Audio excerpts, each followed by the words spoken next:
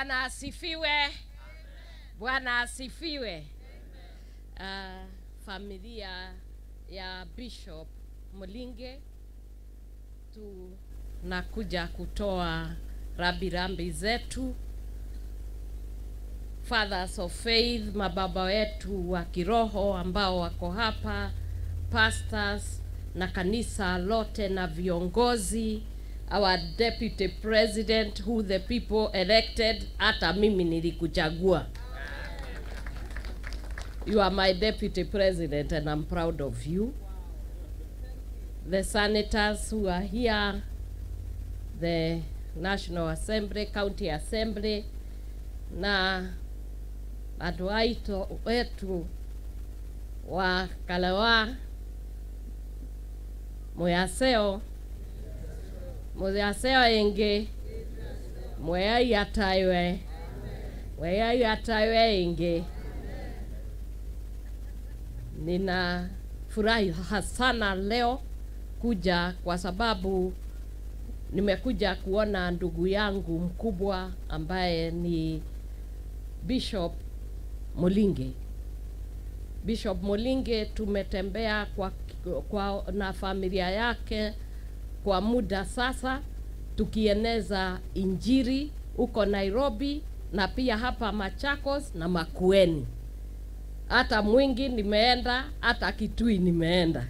Unajua kama pastor sisi hatuna mipaka, sisi tunaenda kama ni injili tunaipiga kabisa. Hata nikiwa high school nilikuwa nakuja huku naenda kila mahali tukihubiri, na Mungu ametujalia kujuana na Bishop. Na hata kama mimi mama yetu Agnes sikupatana na yeye, lakini ile kazi ambayo mama yetu Agnes amefanya mimi mwenyewe nimeiona na nimefaidika kutoka kwa kazi ya mikono yake, kwa sababu nimekuwa na ndugu yangu ambaye amekuwa akitusaidia. Sisi kama kanisa ninajua tunalaumiwa sana, wakisema tulikuja na tukaongea na tukahubiri kabisa, tukasema hii serikali ya Kenya kwanza itakuwa serikali ambayo haitakuja kuharibu, itakuja kutengeneza. Lakini tunatoa apology kwa sababu siku ile unakutana na mtu huwezi jua mtu wa aina gani, na ndio Biblia inasema the heart of a man is desperately wicked, but when you see somebody you cannot tell the difference. When God elected and anointed King Saul, God himself, not a pastor, not a bishop, not a prophet, God himself, the creator of heaven and earth, he saw a man called Saul, and he said, this is a man, he's a good man, he's handsome, he's tall, and he is a good man, wise, he will be able to lead Israel. But after a few days, God himself comes and says, I regret having made Saul the king. So if God can regret having elected someone or anointed someone and even appointed him over his special people, who is a pastor, so we can make a mistake. But a mistake is bad if you repeat it, because it becomes a sin. So this time, as you are saying, we are going to look and we are going to pray and we are going to make sure when we are talking, this time God will guide us with his wisdom.